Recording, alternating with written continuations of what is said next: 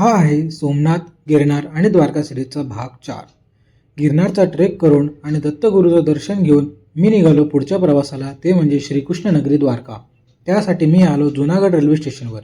इथून मला रात्री 12:30ची ओखा एक्सप्रेस होती, जी की दुसऱ्या दिवशी सकाळी 7 वाजता द्वारका येथे पोहोचते।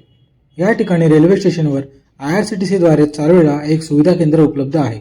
इथे लॉकर सुविधा, स्वच्छ वेटिंग रूम, बाथरूम, जेवणाची सोय तसेच बाईक व कॅब भाड्याने मिळण्याची सुविधाही आहे। इथून तुम्हाला मंदिरापर्यंत जाण्यासाठी रिक्षा मिळेल, जे की प्रति सीट 20 रुपये घेईल। आम्ही इथे रूम घेतली, ती आम्हाला 3000 रुपये पर नाईट अशी पडली। तर सर्वात पहिले आम्ही घेतली स्कूटी रेंट, जे की द्वारका फिरायला खूप सोयीस्कर ठरते आणि ती आम्हाला 500 रुपये एका दिवसाकरता मिळाली। आणि निघालो बेट द्वारकाकडे, जे द्वारकाधीश मंदिरापासून 30 किलोमीटर अंतरावर आहे।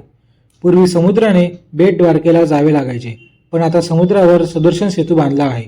या ठिकाणी द्वारकाधीश मंदिर सकाळी 6 ते दुपारी 12:30 आणि संध्याकाळी 5 ते रात्री 9:30 पर्यंत उघडे असते। पौराणिक कथांनुसार श्रीकृष्ण यांचे निवासस्थान म्हणून बेट द्वारकाला विशेष महत्त्व आहे। तिथे बघण्यासाठी सोन्याची द्वारका आहे। तिथे श्रीकृष्ण यांच्या आयुष्यावर काही क्षण यांचे म्युझियम किंवा त्याचे कथालेखन असे डिस्प्ले केले आहे। तिथेच थोड्या अंतरावर अभ्यता माता मंदिर आहे, जे की एक सिद्धपीठ आहे।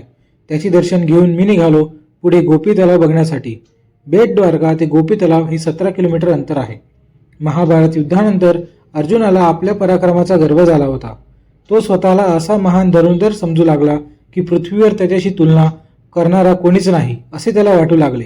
अर्जुनाचा हा अहंकार दूर करण्यासाठी भगवान श्रीकृष्णांनी 16,108 गोपींना द्वारकेहून मथुरेकडे पाठवण्याची जबाबदारी अर्जुनाकडे दिली। प्रवासादरम्यान मार्गात एक तलाव आला। त्या तलावाचे पाणी निर्मळ पाहून सर्व गोपी त्या तलावात स्नान करण्यासाठी उतरल्या। त्याच वेळी भगवान श्रीकृष्णांनी हाताच्या तेलातून भील लोक तयार केले आणि त्या ठिकाणी प्रकट केले। ते भील लोक अर्जुनाला लुटायला आले। अर्जुनाने त्यांच्याशी लढण्याचा प्रयत्न केला, पण तो त्यांना पराभूत करू शकला नाही। हे पाहून सर्व गोपीने या तलावात आपले प्राण त्याग केले। या घटनेनंतर या तलावाला गोपी तलाव म्हणून ओळखले जाऊ लागले आणि या तलावाची माती आजही पिवळसर व गुळगुळीत असल्याचे मानले जाते। पुढे मी गेलो नागेश्वर ज्योतिर्लिंगाचे दर्शन घेण्यासाठी। ते आपण पुढच्या भागात बघणार आहोत, त्यासाठी फॉलो करा।